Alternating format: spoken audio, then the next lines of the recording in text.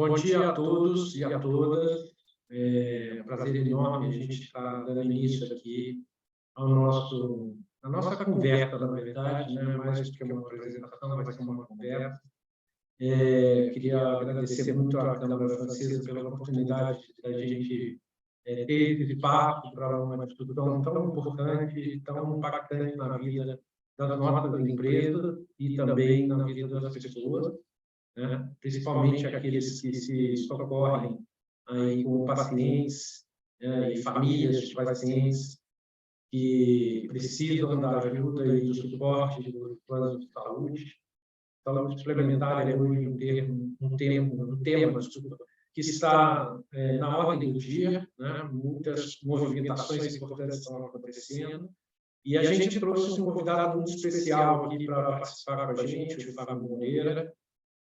Fábio, a gente tem trabalhado bastante, né, não só a Sanofi, mas o setor como um todo. O Fábio é um ativo participante de muitas frentes de batalha aí, junto à indústria farmacêutica e outros membros da cadeia produtiva do setor de saúde, né? O Fábio vai fazer uma breve introdução sobre ele, sobre o trabalho dele e sobre as reflexões que ele está tendo hoje sobre o tema de saúde suplementar, e depois eu vou voltar aqui para poder fazer algumas perguntas e promover aqui um pouquinho do nosso diálogo. Meu nome é Maurício Mendonça, a indelicadeza de não ter me apresentado inicialmente.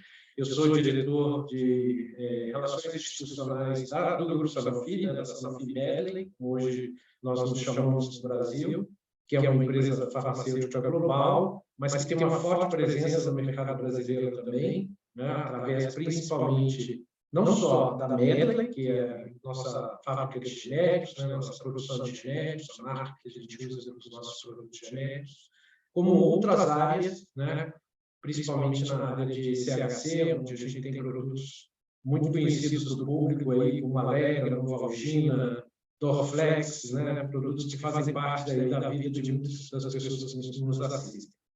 É uma grata satisfação a gente estar gravando esse evento, então tenho certeza que quem não está tendo a oportunidade de acompanhar, né, o evento agora vai ter a oportunidade de revê-lo ou ouvi-lo pela primeira vez num outro momento, e isso é muito importante para registrar, né, o nosso entendimento sobre esse tema.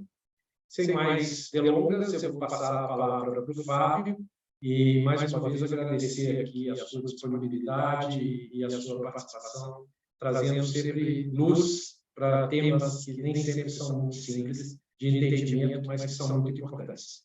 Obrigado, Fábio, com você. Obrigado, Maurício, e obrigado pelo convite, né, a você e à Câmara Francesa por estar aqui com vocês hoje. Bom dia a todos aqui que estão conosco para debater um tema tão importante, conforme o Maurício comentou. E é um desafio trazer luz para um tema tão complexo, né, porque não é fácil discutir saúde suplementar, mas a ideia hoje é bater um papo com vocês sobre os problemas conjunturais que a gente assiste de todo dia na mídia, né, e vive isso no dia a dia. Mas a gente vai se propor aqui a mergulhar um pouco nos problemas estruturais do sistema, que vão definitivamente impactar a sustentabilidade do sistema. Então, essa é a ideia do nosso bate-papo hoje aqui, tá? Nesses 30 minutos, e depois a gente abre para as perguntas aí para conversar com vocês, tá bom? Vamos lá, então, eu vou compartilhar a tela com vocês, tá? Espero que todos estejam vendo a tela.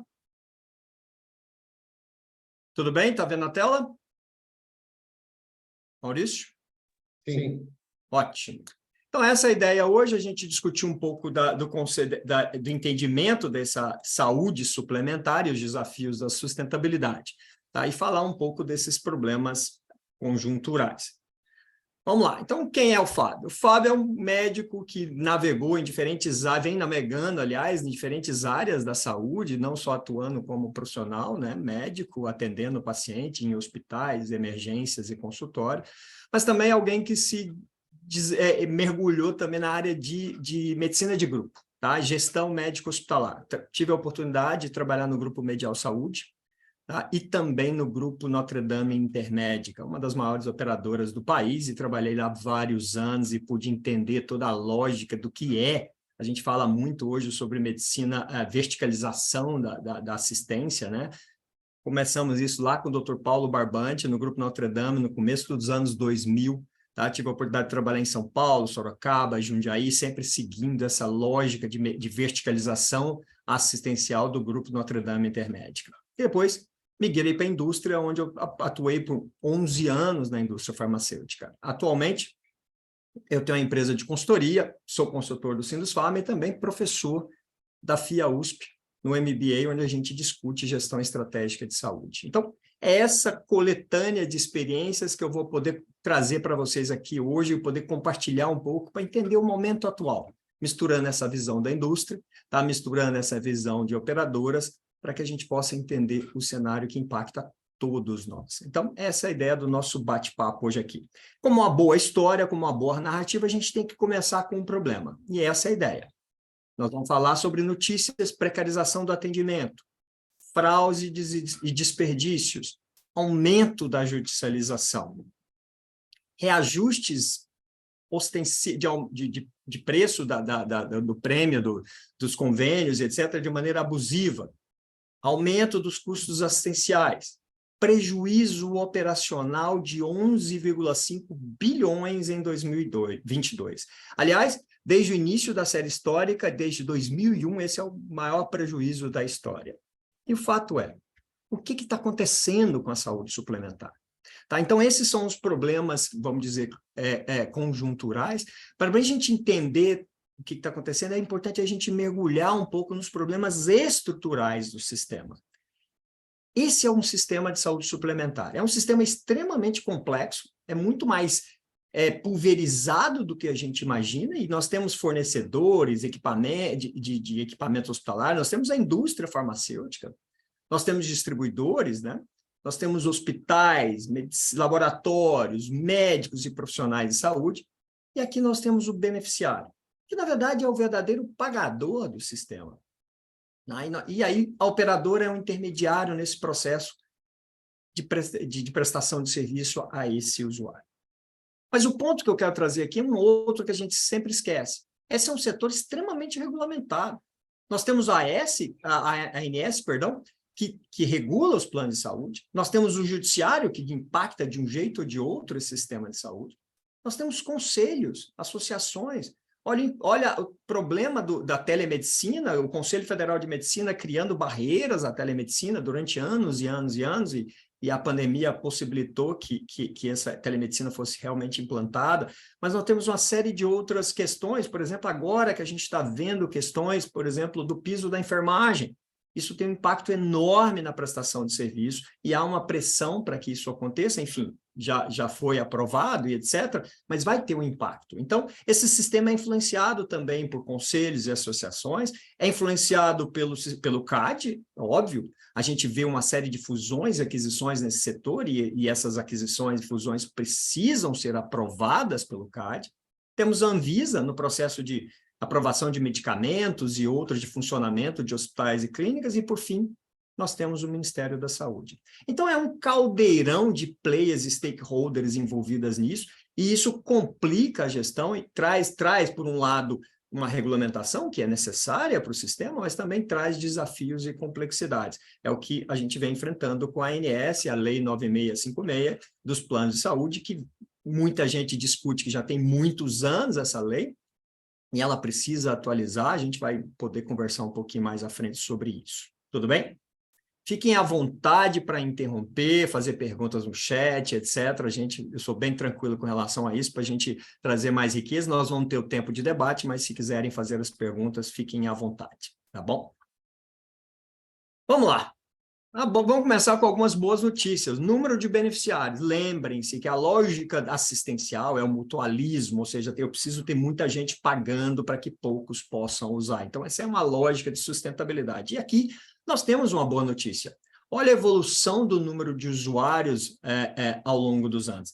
Ele teve uma queda e aí a pandemia voltou a subir de novo. Então, lembrar que esse número é muito relacionado ao número de funcionários de empresas, a gente vai ver os números aí, que é o coletivo empresarial, que dá robustez a esse número, mas a gente viu aqui um movimento da pandemia, muita gente buscando o sistema para garantir uma assistência mais adequada. Então, essa é a boa notícia. Só que essa boa notícia não necessariamente tem que resolver os problemas do sistema, que é o que a gente vai discutir aqui um pouco hoje. Aqui está um overview desse sistema, tá? É importante vocês enxergarem isso, tá? Os números, nós temos, muito pulverizado, como eu comentei com vocês, nós temos seguradoras com 6,8 milhões de beneficiários, nós temos a medicina de grupo, que é a minha formação, Medial Saúde, Intermédica, é medicina de grupo, que tem um modelo de operação diferente de uma seguradora, que tem um modelo diferente de uma cooperativa, então, não enxerga a saúde suplementar somente por uma perspectiva. Essas instituições têm particularidades de operação diferentes uma das outras. E é importante a gente entender isso, porque elas têm problemas diferentes. Apesar de problemas estruturais serem comuns, tem particularidades de operação de cada uma delas que são diferentes. Se a gente quiser lidar com ela, a gente precisa entender essas particularidades. As cooperativas, esse é um caldeirão, né? As pessoas imaginam as Unimedes como uma lógica única, e eu sempre falo que são 272 diferentes empresas, porque a Unimed de Campinas atua de um jeito, a Unimed do Sul, sei lá, de Porto Alegre atua de um jeito, e assim vai, tá? Elas são extremamente pulverizadas e tem modelos também de gestão diferentes. Nunca é um modelo só único que a gente vai implementar uma estratégia e vai conseguir lidar com todas as Unimedes em conjunto. Por fim, nós temos a autogestão, né, que são empresas como CACI, etc., que fazem a gestão da saúde de seus funcionários, e, por fim, um número muito pequeno da filantropia. Sim, filantropia tem planos algumas santas casas têm seus planos de saúde para tentar, muitas vezes, um fôlego financeiro, porque a tabela do SUS a gente sabe que é muito baixa e dificulta muito a prestação de serviço, então essas filantropias buscam alternativas para tentar melhorar o fluxo de caixa. Então, essa é um overview desse sistema. E aqui tem, de novo, voltando aos problemas conjunturais do momento, olha o que eu comentei com vocês, o fruto dos 11,3 bilhões de prejuízo operacional vem daqui. Sistemas funcionam entre receitas e despesas, e aí é a lógica da sinistralidade. Esse é o core de operação de uma operadora de saúde, tá? Ela precisa acompanhar o sinistro, ou seja, o que ela ganha de receita e o que ela tem de despesa assistencial. Essa é a conta que precisa fechar para dar fôlego. Você vê que a sinistralidade no primeiro trimestre de 2001 foi 85,8. Lembrar que aqui eu não estou imputando despesas administrativas, despesas de marketing, comercialização e etc. Então, por isso vocês falam, mas espera aí, tem aí um resultado, mas um resultado eu tenho que cobrir toda a estrutura da operadora para ela poder dar conta de funcionar. Então, quanto mais eu tenho um aperto na despesa assistencial, mais eu tenho uma complicação do sinistro. Tá? Então, e aí, terceiro trimestre, a gente tem um percentual de 89,3%. Não existe um parâmetro do que é o ideal. Tá? Existem operadoras de medicina de grupo que conseguem trabalhar com margens menores por causa da história da verticalização. Tá? A Apvida, por exemplo, antes de comprar a Intermédica, ela estava com a média aí de 68, 65. Na época que eu trabalhava na Intermédica, a gente trabalhava com uma média de 70, 72, 75, então a gente conseguia gerenciar nessa lógica, tá? Mas não existe um número mágico para falar esse é o saudável. O ponto é, você tem que buscar um equilíbrio entre uma prestação de saúde adequada, né, de acordo com a receita que você tenha. Tá? Então, essa é a lógica do sinistro. E quanto pior a despesa essencial, tá? maior o impacto na sinistralidade. E aí a gente começa a sair do problema das notícias conjunturais e começa a mergulhar um pouco no problema estrutural do sistema. Tá? Nós temos que observar, por exemplo, a questão da transição demográfica, que é a expectativa de vida. Tá? Olha a expectativa de vida no Brasil em 1945. E olha a expectativa de vida hoje no Brasil, 2020. É, sem dúvida nenhuma, uma notícia excelente. A população está envelhecendo, está vivendo mais. Tá? Não tem nada de ruim nisso. Isso é um ganho da ciência, um ganho muito dos avanços da tecnologia, e a indústria farmacêutica contribuiu para isso. Isso é resultado. Tá? Mas o problema é que quando a gente olha profundamente, as pessoas estão vivendo mais, mas não necessariamente mais saudáveis. E aí entra a lógica da doença crônica e etc., que o paciente vê e vai tendo impacto no sistema. Ou seja, se tem um lado positivo viver mais, tem um lado de impacto no sistema de pacientes que vivem mais, mas vivem com mais doenças crônicas. E esse é o gargalo. Então, não é envelhecer o problema, é envelhecer com uma série de doenças crônicas e o sistema se preparar para esse envelhecimento. Aqui, uma visão da saúde suplementar, esse impacto na saúde suplementar é nítido, assim como todo o sistema, né? Isso impacta o sistema público e o sistema privado, mas o sistema de saúde suplementar também. Há uma queda no número de beneficiários mais jovens e um aumento do número de beneficiários idosos. Tá, isso complica, porque normalmente o paciente idoso, ainda mais como eu comentei com você, tende a usar mais o sistema por demandas da necessidade ou causas do envelhecimento. Isso é complicado. Uma das coisas que, por exemplo, que a gente trabalhava muito na Intermédica era exatamente acompanhamento dessa população. Então, a Intermédica tem, pelo perfil dela, e até hoje, se vocês entrarem na sala da situação da saúde, ela tem uma população muito mais jovem, tá? Isso é positivo. E isso facilita o controle da sinistralidade, porque o jovem tende a usar menos no dia a dia. Mas, por outro lado, olha que interessante isso, tem empresas que aproveitaram dessa lógica do envelhecimento, a Prevent Senior e outras empresas que estão vindo para atuar exatamente no segmento desse envelhecimento da população, essa população mais envelhecida. Então, ao mesmo tempo que a gente olha para a perspectiva de desafios, né, desse envelhecimento, tem empresas que olham como um olhar de perspectiva de oportunidade. Então, é a dinâmica do mercado. Tem muita gente que, eu não quero mais... Por exemplo, nos anos 2000, eu estava na Intermédica, o dono da empresa resolveu não vender mais plano individual. Ele não queria saber mais de plano individual. Por quê? Porque o plano individual, o reajuste é controlado pela ANS. Tá? E no caso dos planos coletivos, seja por adesão ou empresarial, tá? Isso é definido por livre negociação. Ou seja, se eu tiver uma carteira de uma empresa que está deficitária, eu posso ir lá e negociar um reajuste com aquela empresa. Não necessariamente eu vou conseguir toda a recomposição, mas eu posso tentar um ajuste muito maior do que no caso do plano individual. No caso do plano individual, não existe essa margem de negociação. E só para lembrar para vocês, em termos de plano individual, hoje no Brasil a gente tem aproximadamente 8,9 milhões de pessoas. É em torno de 17% da população de 50 milhões de usuários. Então, esses 8,9 é que são protegidos pelo ajuste da ANS. E, aliás, acabou de sair o reajuste da ANS, 2 semanas atrás, se eu não me engano, de 9,63. A gente pode até discutir isso no debate, é um 9,63 que não agradou absolutamente ninguém. Os planos de saúde, as operadoras esperavam em torno de 10% a 12%, e é óbvio que as instituições de defesa do consumidor ficaram muito bravas, porque foi 67% acima dos índices de inflação do país, que, se eu não me engano, ficaram em torno de 5,73. Então, essa é a complicação, e aqui começa nesse problema da raiz estrutural do que está acontecendo com o sistema, tá bom? Mas aí fica aí para o nosso debate, fica aí para a gente poder, eu e o Maurício, a gente debater um pouco desse reajuste, desse impacto. Tem a transição epidemiológica, então nós temos o famoso tripla carga de doença. O que é isso?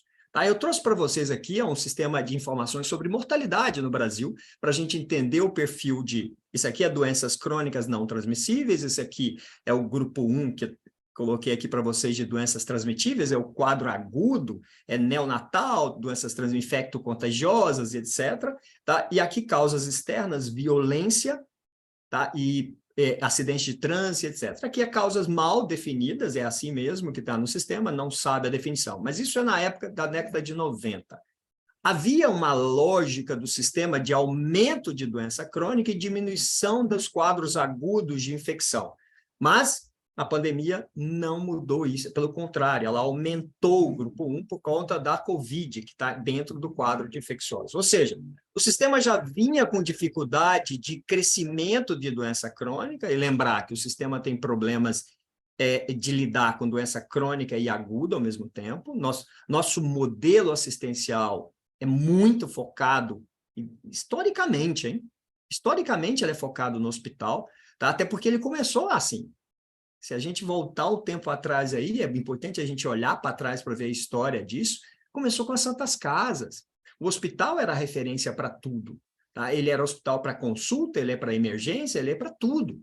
Tá? E aí isso, é muito difícil mudar isso culturalmente com a população. Mas, então, o modelo a gente chama de muito centrado no hospital. E isso é um desafio, principalmente para a doença crônica, que precisa do hospital quando tem uma agudização da condição crônica. Por exemplo, o que é uma agudização? Se eu tenho um paciente que tem uma hipertensão, ele está acompanhando, de repente ele tem um problema sério, ele tem um AVC, um acidente vascular cerebral. Essa é a agudização da doença crônica, ou mesmo o diabético. Então, é nesse bojo aqui que a gente entende a doença crônica não transmissível. Então, a dinâmica foi mudada pela COVID, isso impactou o sistema, estressou o sistema. Se o sistema já tinha dificuldade de lidar com doença crônica, o que aconteceu durante a pandemia foi que represou a doença crônica, porque o paciente parou de procurar, aumentou da doença aguda, que era cuidar da COVID, e aí, o que aconteceu pós-COVID que a gente está vendo do prejuízo? O represamento de pacientes com doença crônica impactou o sistema, porque eles passaram a usar muito depois da pandemia, e aí veio os quadros clínicos graves de pacientes hipertensos e diabéticos que não procuraram rotineiramente o sistema, e aí passaram a usar mais. Tá? Então, esse complicou o cenário para as operadoras lidar não só com a questão do represamento, mas também com o aumento de custos associados a isso. Tudo bem? E isso tudo tem um impacto. Essa transição demográfica e epidemiológica tem um impacto. Por quê? Porque nós estamos falando do predomínio, isso é o que vinha antes da pandemia, o predomínio crescente das doenças crônicas, mudando para o paradigma da cura para o cuidado. Isso é fundamental para entender muito dos problemas que as operadoras vêm passando hoje. É essa lógica da mudança da cura. Não é mais só tratar, ela precisa prevenir. E é muito difícil falar em prevenção quando você, na saúde suplementar, é muito complicado, a gente vai conversar nisso no debate. Não é fácil fazer isso. Desde a época dos anos 2000, eu tive a oportunidade de liderar alguns departamentos na Intermédica, e um deles era a medicina preventiva, e é muito complicado fazer prevenção em carteiras empresariais, até pela alta rotatividade desses usuários. Há um aumento das pessoas em uso contínuo, é a história da doença crônica, um aumento da necessidade multiprofissional. A pergunta é, será que o paciente hipertenso precisa necessariamente ver o médico constantemente? Será que eu não teria uma equipe multiprofissional que poderia ajudar nessa gestão?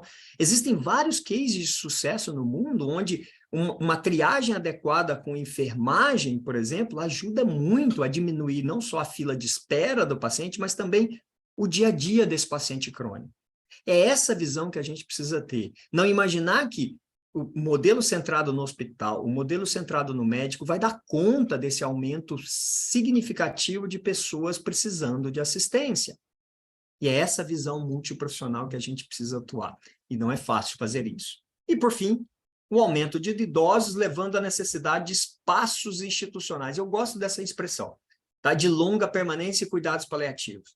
Será que o idoso precisa realmente estar num hospital, uma condição extremamente complicada? Entrar no hospital, existe um aumento de risco de doenças associadas à internação de longa permanência, né? São as doenças, as infecções hospitalares, que complicam a vida do idoso. Eu preciso olhar para o idoso com outra perspectiva de lugares institucionais.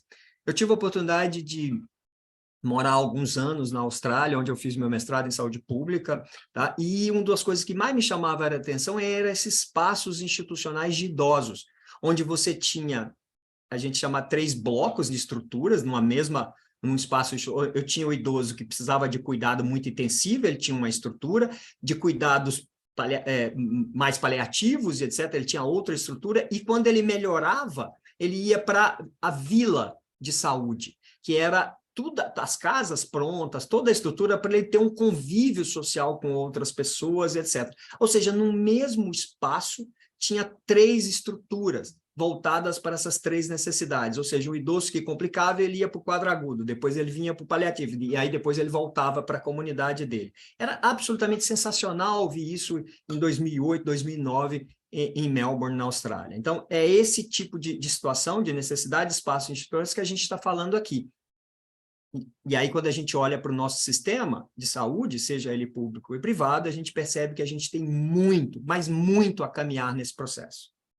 E aí eu trago para vocês a questão de 1 a 5% dos pacientes da saúde suplementar têm condições de alta complexidade, tá?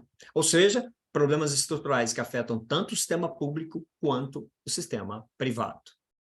E aqui tem a transição epidemiológica, onde a gente percebe, sim, o impacto das tecnologias, o custo, a famosa inflação da saúde, que é o que a gente chama de VCMH, que é a variação de custos médicos hospitalares, e o IPCA, que é a inflação. Você vê nítido essa variação entre a inflação da saúde e a inflação tradicional, a inflação oficial, perdão. E aqui está o resultado que não poderia ser diferente. Aqui é o resultado líquido, o prejuízo operacional é de 11,3, mas o resultado líquido, que é descontado os ganhos com operações financeiras, as operadoras ficaram empatadas, na verdade ficaram 2,5 milhões, tá, de resultado, né? É muito abaixo, você vê historicamente, aqui ela teve um prejuízo no terceiro trimestre, aqui ficou praticamente empatado em termos de resultado líquido nessa série histórica, tá? Então, é importante a gente olhar isso e lembrar que esse impacto é muito desigual entre as operadoras.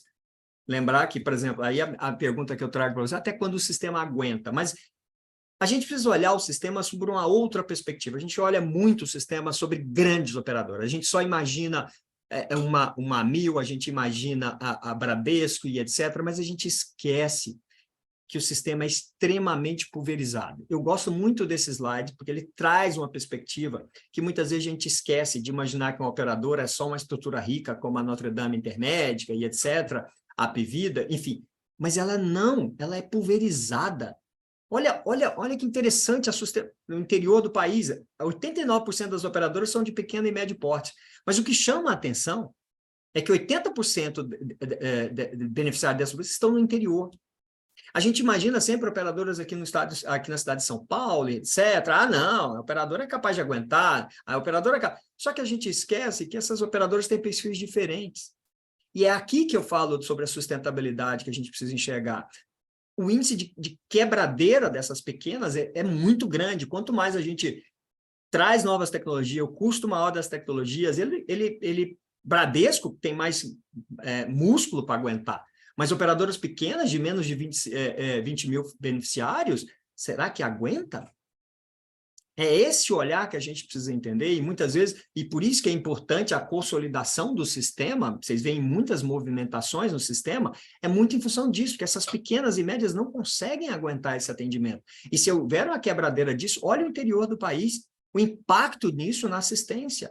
Ninguém vai conseguir ficar deslocando para São Paulo para poder resolver, ou para as grandes capitais para poder resolver o problema. A gente precisa olhar para esses pequenos e médios que dão conta, são pequenos Unimed, se a gente rodar eu tive a oportunidade de rodar muito pelo estado de São Paulo e outras partes do país, conhecendo pequenas operadoras, tá, para a gente entender a realidade desse sistema de saúde. Tá? É muito mais complexo do que a gente imagina e não podemos ficar imaginando somente grandes operadoras. Sim, tem as grandes, mas tem as pequenas e as médias também. E aí, saindo desse problema financeiro e etc., a gente precisa olhar um outro ponto, que é a questão da ineficiência na prestação de serviço. Sim, eu tenho problemas que eu tenho que buscar recomposição e algumas operadoras vêm fazendo isso. A Apvida acabou de... foram recomendadas as ações da Apvida, porque ela vem aplicando reajuste 15% a 20% e tentando recompor a carteira com esses aumentos. Tá? Mas independente dessa recomposição da carteira com os aumentos no preço dos convênios e etc., ela também tem um teto. E aí a gente precisa olhar para um outro lado do sistema, que é a ineficiência desse sistema. Eu tenho uma série de problemas em buscar o cuidado integral e coordenado. Aliás, coisa muito interessante que o sistema público tem muita lição a nos ensinar sobre essa busca do cuidado integrado, porque estruturalmente ele é desenhado assim. Não significa que ele não tenha problemas de operação, mas a saúde suplementar não tem esse foco integral e coordenado. A questão dos atendimentos agudos ainda é muito focado na questão de quadro agudo, e a gente precisa evoluir para a situação crônica, a falta de cuidado e a emergência como porta de entrada para o sistema. Isso é terrível. Isso é terrível, porque a emergência não é o lugar de um paciente crônico, tá, com um pico hipertensivo necessariamente. Eu poderia ter um acompanhamento ambulatorial desse paciente.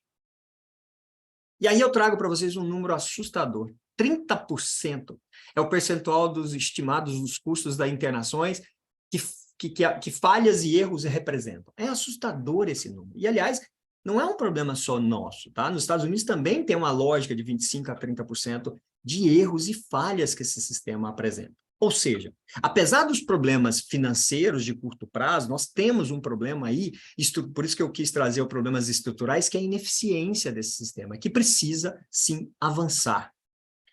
Outro dado que chama a atenção, olha a questão de fraudes e desperdícios na saúde suplementar, são 22,5 bilhões. Isso é 2015, mas tem estudos mais recentes de 2017 e mostram esse percentual continua em torno de 19%. Tem um estudo da Abrange que mostra que nos últimos 5 anos, só com fraudes, nós estamos falando de 3,5 bilhões. E aí fraudes de diferentes natureza. Um dos focos grandes de fraude é reembolso.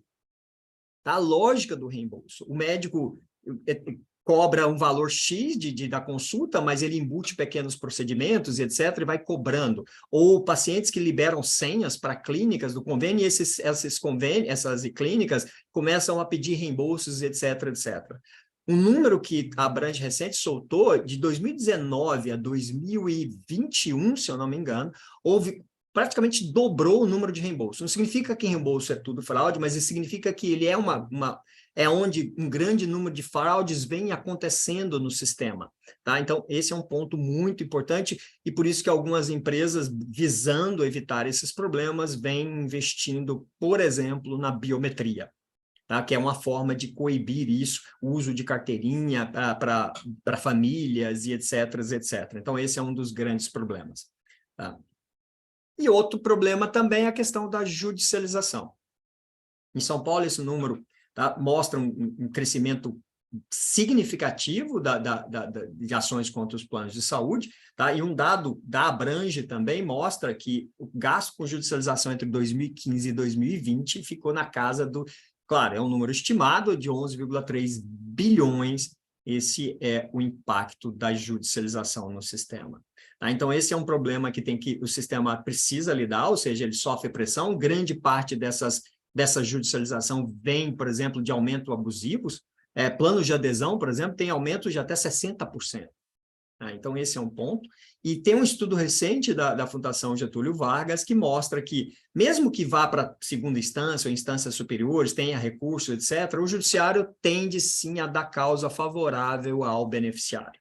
Tá? Então, por mais que os planos recorram, há uma tendência do judiciário, sim, a favorecer os beneficiários disso. Tá? Então, isso é um impacto que as operadoras precisam administrar. E por fim, eu chego no meu último slide para a gente poder abrir um pouco para a conversa, né? Então, a ideia é que, de tudo que eu falei para vocês, há uma necessidade de mudança. Não é só os problemas conjunturais que o sistema vem enfrentando, ele tem problemas de ineficiência. Por isso, a necessidade de mudança desse paradigma de serviço. Nós precisamos sair dessa lógica de um fee-for-service que premia a ineficiência e partir para uma lógica, tá, de cuidados em saúde baseado em valor, que premia mais a eficiência, tá, a qualidade, o valor na prestação de serviço. Nós precisamos, sim, trabalhar com questões de fraude, mas também precisamos melhorar a assistência, porque, afinal das contas, essas pressões financeiras acabam precarizando o sistema, ou seja, fica se trocando descredenciamento. Uma notícia recente que saiu, acho que da Unimed, se eu não me engano, uma clínica onde tinha 120 pacientes tratados em tratamento com câncer, a clínica foi descredenciada, tá? E aí, até a estrutura... É óbvio que quando um convênio pede o descredenciamento, ele tem que oferecer uma outra alternativa, mas imagine a vida do paciente que está em tratamento, ele ser completamente interrompida, começar com outro prestador, interagir com outro médico e começar toda a história dele de novo no meio de um tratamento. Ou seja, essa precarização atinge a vida das pessoas. O convênio está tentando se ajustar, o descredenciamento está previsto, ele pode fazer isso, mas olha o impacto na vida das pessoas que isso causa. Tá? Então, a gente precisa olhar para isso. Tudo isso complica a vida das pessoas no final, tá? E torna o sistema cada vez mais insustentável. tá? Então, essa é a ideia do nosso bate-papo. Tem aí meus contatos, fiquem à vontade para me procurar, meu LinkedIn, etc. É sempre um prazer poder interagir, conversar com um tema que eu gosto bastante. Então, essa é a ideia de hoje, nesses 30 minutos aqui, e agora a gente abre para um bate-papo aí com todo mundo. Maurício, era essa a ideia, trazer essa visão conjuntural do problema, mas também estrutural do problema, que as pessoas muitas vezes não debatem com a profundidade necessária. O tempo foi curto, mas a ideia é trazer só esse overview do que está acontecendo. Não, muito obrigado. Em primeiro lugar, eu queria... eu não sei se o meu som continua dando algum tipo Tá de... com eco ainda. Infelizmente, eu não vou ter como fazer nada aqui, porque eu não tenho como mexer aqui no meu equipamento, aqui, é um problema do equipamento. Estou vendo que a Corrine abriu aqui a tela dela. Corrine, eu passo a palavra para você falar um pouquinho da Câmara também, antes da gente poder seguir, e eu vou recolhendo aqui também o Q&A aqui, as perguntas, e eu já tenho, obviamente, algumas perguntas aqui preparadas para o nosso palestrante. Sim, bom dia a todos. Sou a Corrina, a diretora executiva da Câmara França-Brasil. Eu gostaria de agradecer ao Fábio Moreira por ter aceito esse convite da Comissão de Saúde. Esse é um tema realmente que eu acho que é de interesse, né, de todas as nossas empresas. Eu venho de empresa e eu sei o quanto que o reajuste anual nos planos de saúde está se tornando um custo quase que inviável para algumas empresas, né? Porque o que a gente observa é que o valor do reajuste, ele sempre supera a inflação, e supera bastante a inflação. Aí a gente pensa, mas até onde vai, né? Quando vai parar? Porque vai ter um momento que não vai dar mais, né? E a gente não está vendo realmente uma luz no fim do túnel. Você falou de problemas estruturais e conjunturais, mas estruturalmente, o que está sendo feito, né? Que pode ser efetiva num prazo suficientemente curto para continuar a deixar o sistema viável para as empresas, né? Eu vejo isso, e a nível individual também, quando o funcionário se desliga da empresa e precisa ir para o mercado para buscar um plano, não tem muitas opções hoje, né? Está cada vez mais difícil, e aí isso coloca a questão, será que um dia ainda será possível, quando a gente passar dos 60, 70, 80 anos, contratar um plano de saúde? É uma pergunta que... Eu tenho 50, né? Hoje, porque falei, uau, qual solução eu vou ter daqui a uns 10, 15 anos, quando eu tiver deixado, talvez, o plano corporativo, né? Essa é uma inquietação, é muito bom você trazer esses pontos, essa é uma inquietação, essa é a pergunta que todo mundo vem fazendo, até quando, né? É muito complicado, existem iniciativas aí respondendo, de uma tentativa do sistema. A ANS, que é a agência que regula o sistema, vem buscando fomentar, por exemplo, uma coisa que é muito mais antiga do que as pessoas têm, atenção primária.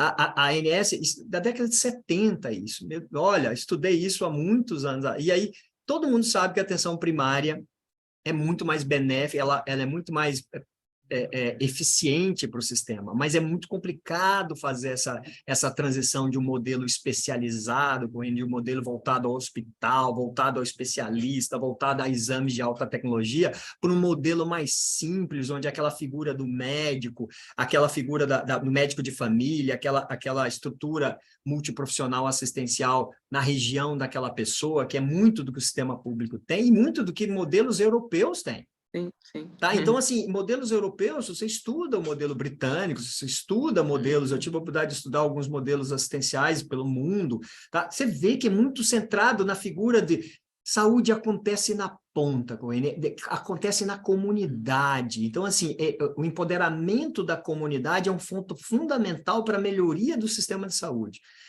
As pessoas esquecem isso, elas ficam muito voltadas ao sistema de saúde, mas elas esquecem que tem uma lógica que é determinantes sociais da saúde, tá? Então, que impacta a saúde das pessoas e que não tem a ver com a prestação de serviço. Aliás, tem um estudo canadense muito interessante que mostra que o poder do sistema de saúde para dar o bem-estar para a vida das pessoas, não é a ausência de doença, mas é o bem-estar, ele é limitado em torno de 25%. Aí você fala, opa, na prática, se você pedir para uma pessoa, por exemplo, como médico, e aí eu já tive a oportunidade de atuar em comunidades carentes nesse país, inclusive no interior do Tocantins, e tal, atendendo comunidades, adiantava eu pedir para a pessoa caminhar, porque a atividade física é fundamental, se ela tem uma área violenta onde ela não pode caminhar. Então, saúde tem a ver com urbanismo, saúde tem a ver com segurança, saúde tem a ver... Eu pedi para a pessoa comer comida, coisas orgânicas, legumes, fruta, qual é o preço disso? Isso é impensável do ponto de vista do dia a dia. Então, não posso pensar a saúde de uma maneira isolada do sistema, ela está dentro de um sistema, por isso que é tão difícil a transformação. Não estou dizendo que não tem iniciativas, tem, alguns convênios vêm tentando fazer prevenção, como uma lógica de atuação, vêm tentando implementar modelos de cuidado em saúde baseado em valor, vem sim, eles vêm tentando, mas é complicado fazer isso. Tá? 2000, quando eu liderava o departamento, lá da Intermédica, na região no interior de Jundiaí, Sorocaba, a gente tinha muita dificuldade, sabe por quê? Porque a carteira era jovem, e aí tem um outro lado, a carteira roda muito. Então, ela vai para outra. Eu começo um trabalho, e atenção primária não dá para eu fazer um trabalho de curto prazo, eu tenho que ter uma lógica de longo prazo. Ele troca, existem números que mostram até 36% das carteiras giram. Como é que você vai gerenciar uma população dessa? Entendeu? Então, a gente sabe o que tem que fazer, mas muitas vezes implementar isso é muito complicado. Sim, obrigada, Fábio, por todos esses insights, né? Que isso, é um prazer poder colaborar aí. A gente já tem umas perguntas aqui. Uma primeira pergunta da Tatiana Porto é se essa dinâmica se repete em outros países. E uma segunda pergunta que a gente recebeu do André Totino, que dentro desse contexto tão diverso nesse universo das operadoras, como você vê a facilidade de cobertura irrestrita para vacinas e outras intervenções de prevenção em saúde?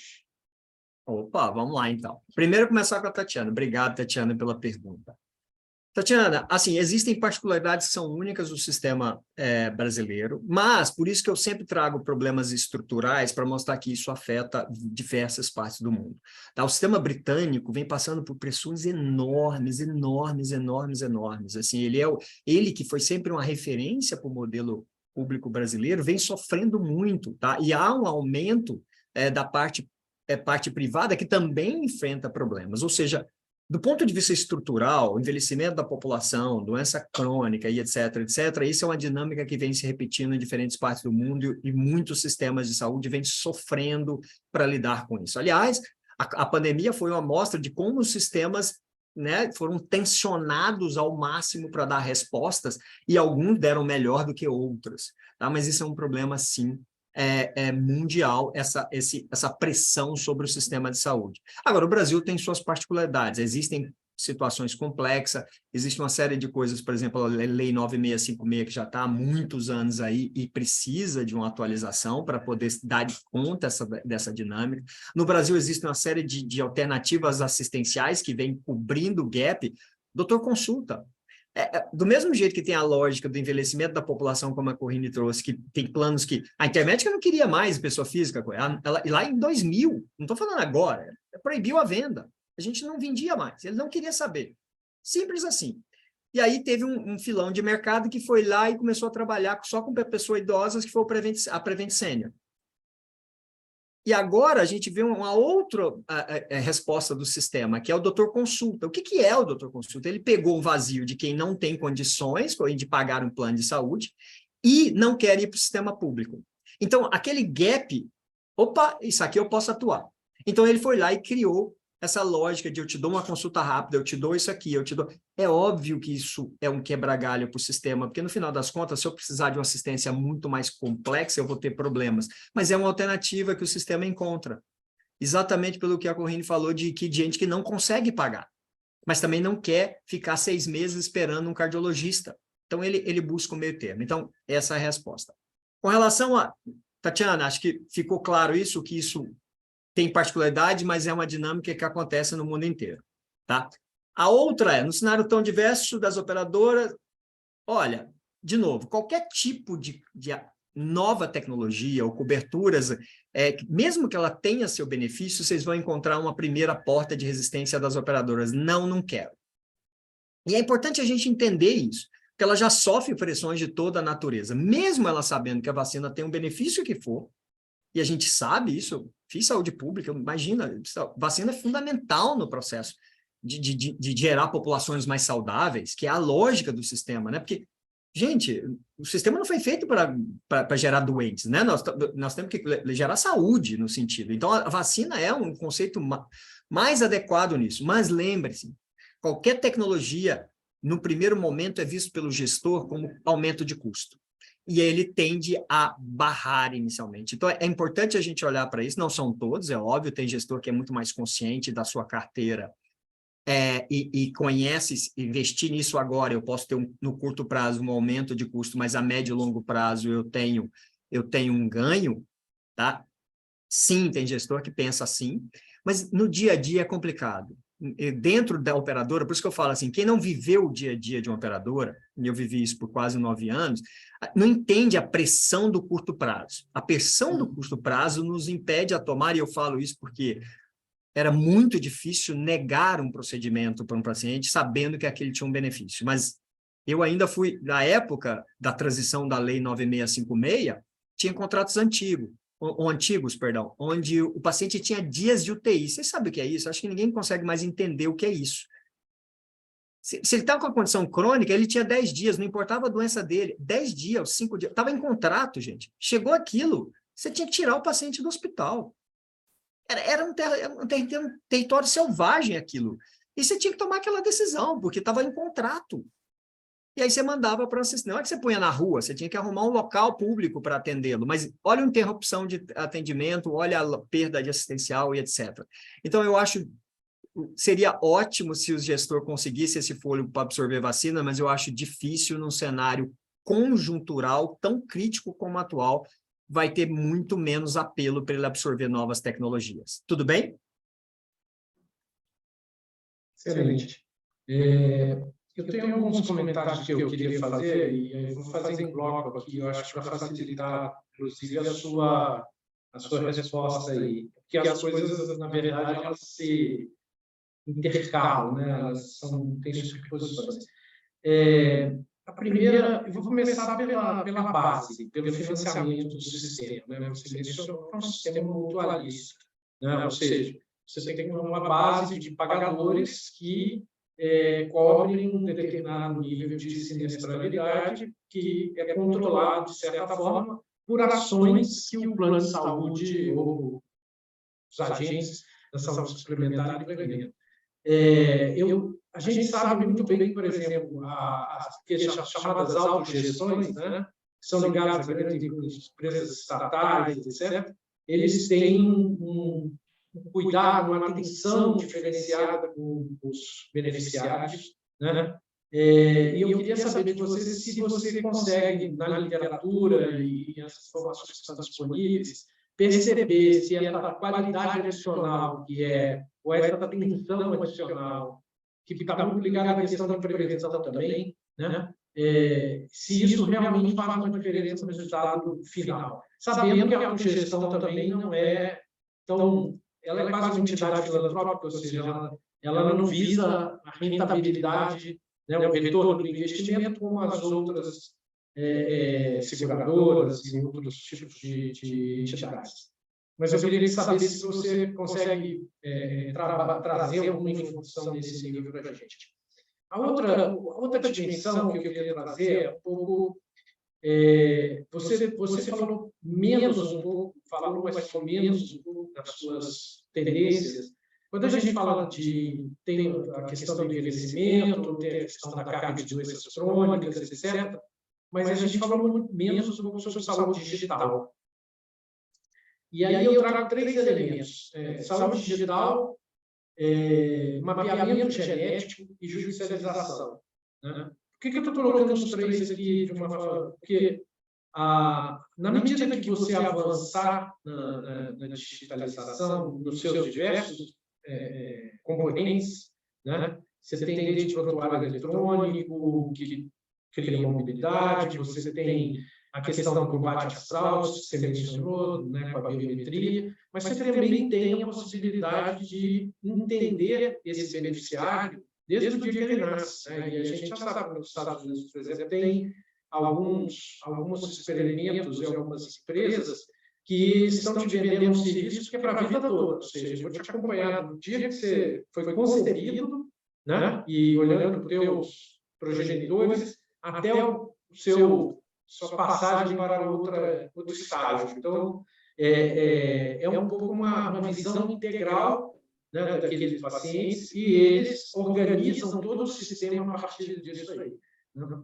E a judicialização, que é uma dessas jabuticabas brasileiras, né, quer dizer, pelo menos no nível que ela é utilizada em relação a outros países, que é uma garantia e uma porta de entrada para o acesso, ela também, a gente percebe que a judicialização ela está sendo muito questionada, obviamente, né, tanto pelo SUS quanto pelos entes privados, e a justiça fica um pouco nesse dilema eterno, né, entre proteger a vida, né, proteger o paciente, dar condições para ele ter acesso ao tratamento e os impactos que isso gera do ponto de vista da sustentabilidade tanto do sistema público quanto do sistema privado, né?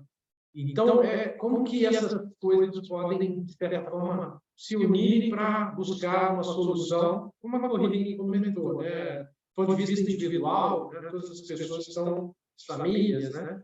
Essa é uma grande preocupação hoje, né? Dos indivíduos e das famílias, né? De como vai ser esse futuro, né? Esse futuro se torna cada vez mais incerto e preocupante, uma vez que a gente tem essa tendência, né, de ter uma expectativa de vida cada vez maior da população. Eu queria que você comentasse esses pontos, e um pontinho só, talvez você poderia também acrescentar, explicar um pouquinho melhor a saúde baseada em valor versus o pagamento por FII, né, dos serviços. Eu acho que esse é um elemento super importante para que a gente tenha um diálogo entre os diversos players da cadeia de valor aí, porque muitas vezes é muito mais cômodo você pagar por um serviço que é muito mais tangível do que fazer uma avaliação de valor mais complexa. Então, eu queria que você comentasse esses pontos. Vamos lá, então. Vamos lá. Temos 3 blocos aí de respostas. Vamos começar com a autogestão e obrigado pelas perguntas. Sim, a autogestão, como eu comentei, ela é uma estrutura, um dos modelos de operadoras de saúde, né, que prestam um serviço normalmente atrelado aos funcionários. Ela tem uma outra dinâmica de funcionamento. Tá? Essa dinâmica de funcionamento, ela é uma contratação de rede para atender um determinado funcionário de uma instituição em si. Então, existe uma relação diferente, Maurício, entre esse beneficiário e os gestores do plano. Então, já começa aí esse modelo, existe uma proximidade de relação. É diferente, por exemplo, da Intermédica. Tá? A Intermédica, ela existia a carteira dela, mas ele não existia uma vinculação. Eu tinha diversos planos coletivos empresariais, planos coletivos por adesão e mesmo individual, mas não existia essa relação de proximidade. Existia a questão de você relacionar com as empresas, e a gente fazia muito isso, de entender a carteira, e empresas, por exemplo, eu tive a oportunidade de gerenciar a Skin Cariol na época, enfim, Carrefour. Então, você tinha uma proximidade com a carteira, mas era uma proximidade, digamos, muito mais comercial, vamos chamar assim, e não de entrar no dia a dia das pessoas, diferentemente de uma situação onde você tem um funcionário de uma empresa, esse funcionário vem com um problema de saúde, e você se sensibiliza com isso. Tá? Isso já faz uma diferença no processo de tomada de decisão do gestor. Facilita, inclusive, tem estudos que mostram isso, de instituições onde uma das portas do sistema para incorporações de novas tecnologias é a autogestão. Por quê? Porque ela não tem uma preocupação de gerar lucro, como você já me comentou, ela não tem essa preocupação de fazer marketing, porque ela não tem a preocupação de fazer competição concorrencial por prêmio para poder atrair a carteira de outros, ela não tem essa preocupação. Ela tem a preocupação de dar a melhor assistência. Então, existem situações, Maurício, que mostram, sim, existem alguns estudos de instituições que algumas doenças eles conseguem gerenciar melhor, por um aspecto, por exemplo, de que ele consegue manter na carteira por mais tempo. É um conceito que da atenção primária a gente chama de longitudinalidade. O que é isso? É a relação de confiança entre o usuário e o prestador. Ou seja, a autogestão não fica trocando de prestador, a frequência de troca não é tão grande como, por exemplo, de uma operadora de medicina de grupo. Ela pode trocar isso mais facilmente. Tá? Existe essa tendência a, se aquele prestador não está fazendo um custo mais baixo, eu troco. Porque eu não tenho a preocupação necessariamente só da assistencial, eu tenho que a preocupação comercial. A autogestão, ela até faz isso, mas ela tende a fazer menos.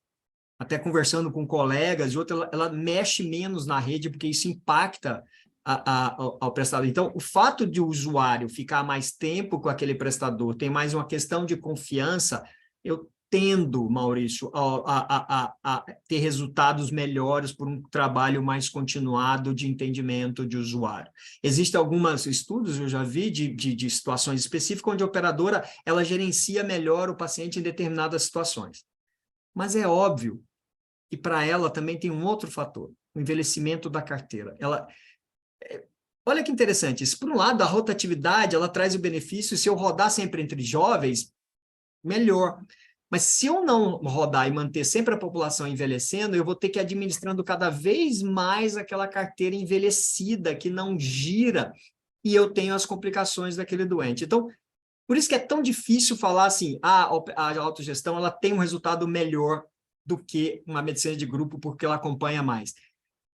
É difícil porque ela tem uma carteira mais envelhecida, então nós estamos comparando situações diferentes, Maurício. Eu estou comparando uma carteira muito antiga que roda muito com a carteira mais envelhecida que roda menos. Então, qualquer resultado que eu pudesse fazer de comparação ficaria prejudicado.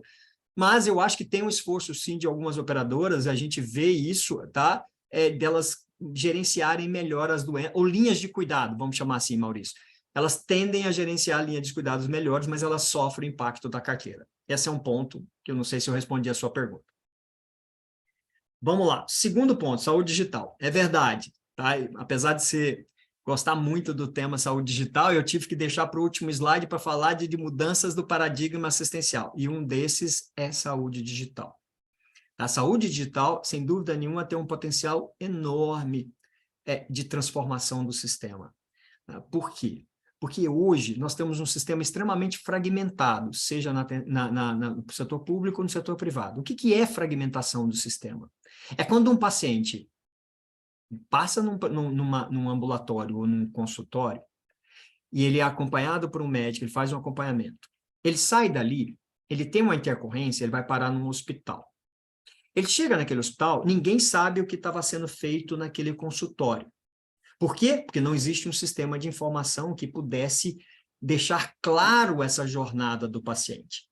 Então, ele fica nesse looping, ele chega lá no hospital, tá? E aí ele tem que repetir todos os exames de novo, ele faz um acompanhamento, ele é equilibrado e ele volta para casa. O médico do consultório não fica sabendo o que aconteceu naquele hospital. Então, esse é o lado perverso da fragmentação e é esse o potencial da saúde digital. Um dos potenciais, Maurício, que é a famosa desfragmentação. Eu vou usar essa palavra.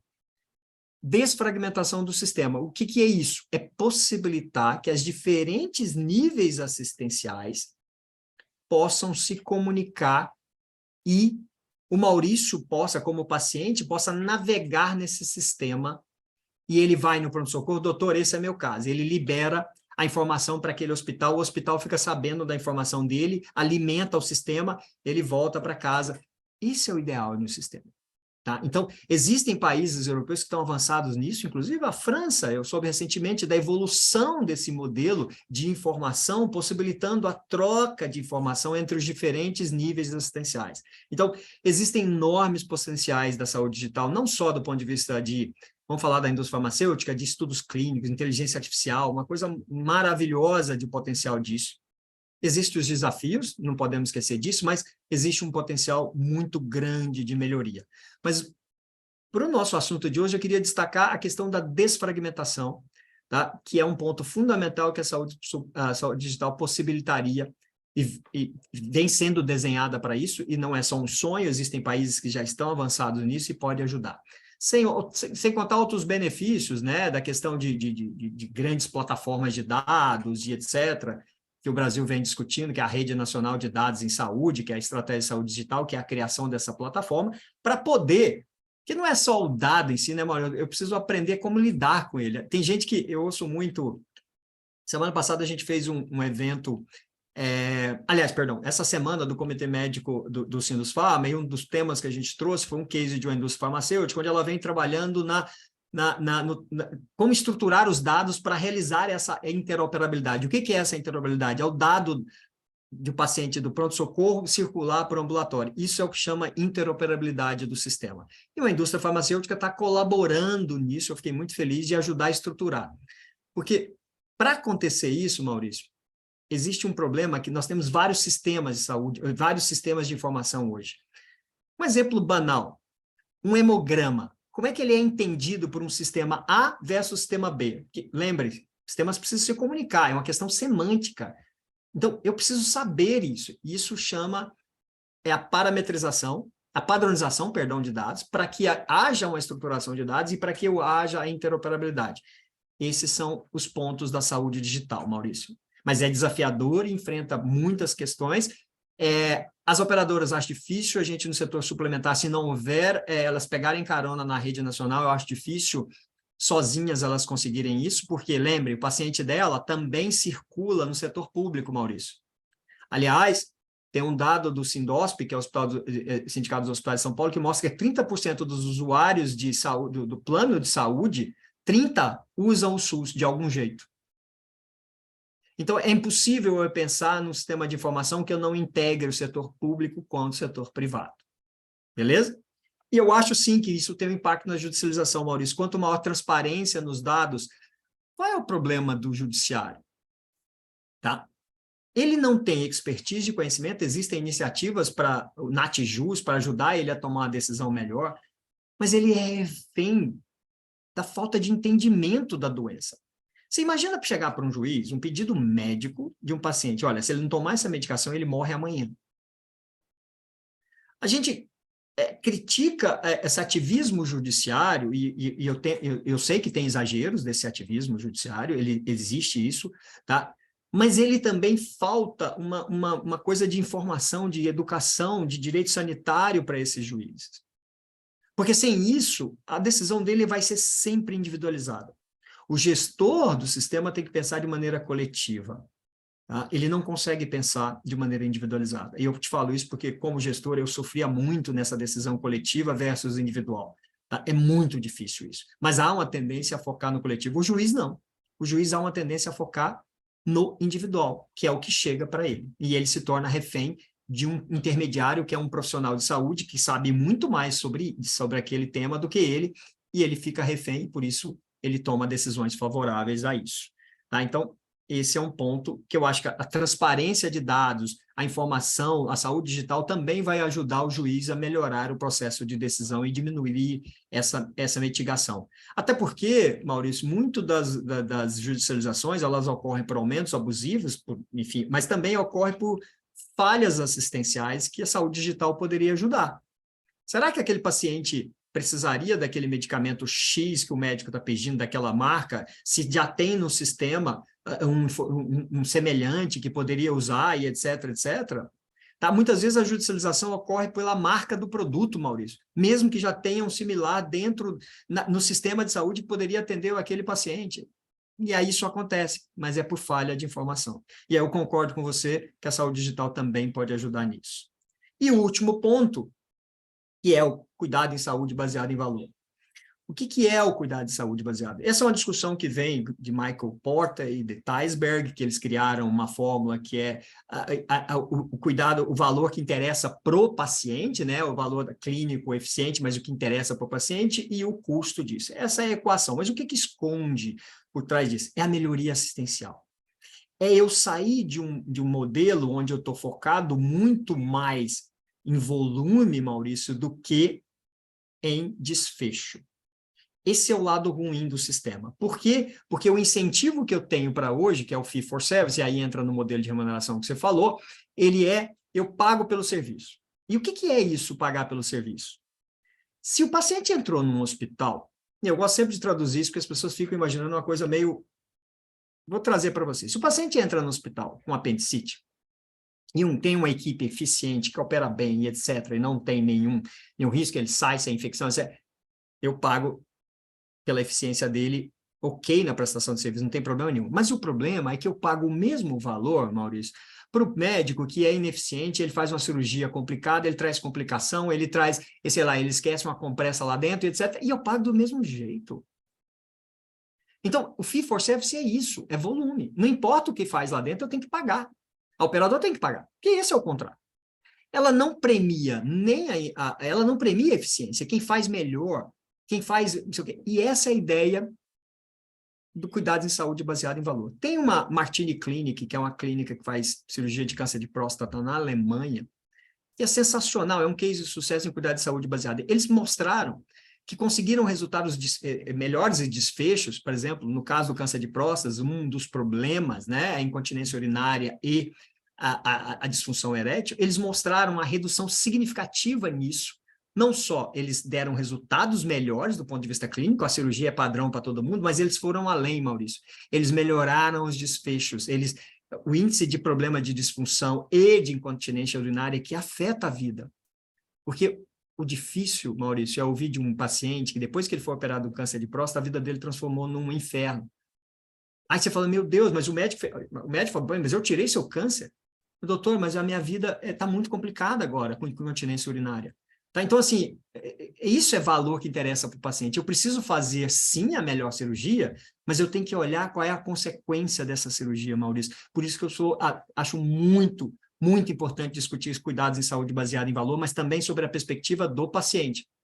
Porque muitas vezes o que a gente percebe, cuidados em saúde baseada em valor, a discussão, não, meu produto dá aumento de sobrevida. Não é isso que nós estamos falando de valor. É além disso. É além da sobrevida, é qual é a sobrevida que eu quero dar para esse paciente. O que muda muito é a mentalidade do sistema de saúde. Tá bom? Foi muita coisa junto, Maurício, mas eu tentei aí... A gente tem aqui só uma última pergunta aqui do Marcelo. Queria só passar rapidamente, a gente já está caminhando aqui para o nosso encerramento, que ele pergunta quais são as iniciativas para buscar minimizar os riscos de fraude. Vamos lá, obrigado pela pergunta. Algumas discussões vêm sendo feitas, eu já comentei uma delas, seria a biometria, tá? E melhorar sistemas eletrônicos de controle, principalmente de reembolso, tá? Porque um dos pontos, como eu comentei, é fraudes dentro de um reembolso, tá? E punir. Olha aqui, uma das coisas que o sistema vem fazendo. Recentemente, o Itaú demitiu 80 pessoas, funcionários da empresa, acusados de fraude em convênios. A CCR demitiu mais de 100 pessoas acusadas de fraude. Nós estamos falando de mais de 12 milhões de fraudes em 5 anos, se eu não me engano. Então, assim, há um esforço não só das operadoras, mas também das próprias empresas, no sentido de mitigar essas fraudes. E a outra é sistemas de esclarecimento. Eu acho que falta ainda muita educação do usuário. Por que um usuário entrega uma senha do convênio dele para uma clínica gerenciar os reembolsos? Não faz sentido. Tá? Então, precisa de levar informação para ele. Ele não, com certeza, ele não faz isso. A clínica oferece vantagens para facilitar uma burocracia, mas ela gera uma abertura para fraudes. Então, sistemas eletrônicos, campanhas de comunicação, um esforço das próprias empresas no sentido de punir seus funcionários e divulgar isso, como o Itaú e a CCR fizeram. Foram demitidos, sim, por justa causa, por fraudes no convênio. Isso é um dos fatores inibidores da fraude, tá? Mas eu acho que um dos melhores é a educação do usuário para entender isso e poder evitar esses acordos com o profissional de saúde que quer propor, não, eu fatio a consulta em tantos, eu crio procedimentos para poder... Não aceitem isso. Tá? Eu acho que isso é um dos pontos fundamentais para a gente poder coibir fraudes no sistema. Tudo bem? Muito bom. Queria agradecer mais uma vez, Fábio. Acho que foi um ótimo debate aqui. muitas perguntas, muitas sugestões aí para a gente continuar trabalhando nesse tema. Queria agradecer também a Corrine pelo suporte da Câmara, né? Acho que essa parceria entre as empresas, a Câmara, é sempre fundamental para a gente trazer temas, não só para os nossos associados, né? Mas para todos aqueles que têm interesse, principalmente nessa área de saúde, né? Depois da pandemia, a gente tem um enorme interesse das pessoas em conhecer mais e entender melhor como é que funciona o sistema de saúde, tanto público quanto privado. Agradeço a todos, vou me despedir aqui e passo a palavra para a Corrine, para ela poder se despedir também.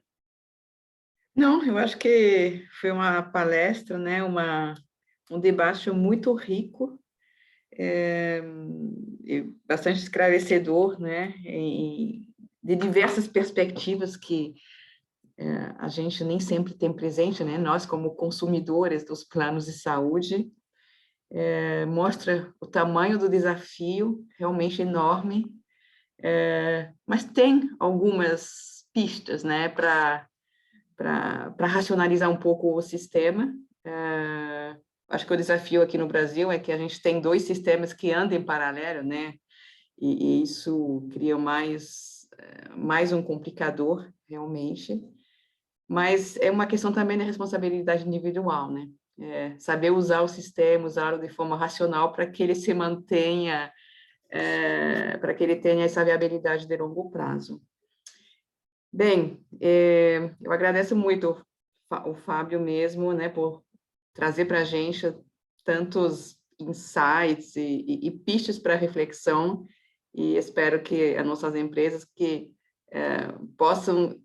que vão poder ver essa gravação também, posteriormente, para quem não puder se conectar, se sensibiliza, né, a esse tema e internamente tente também implementar campanhas, né? Eu sei que de onde eu venho tinha bastante campanha de conscientização, mas é difícil, ainda assim, pela rotatividade, né?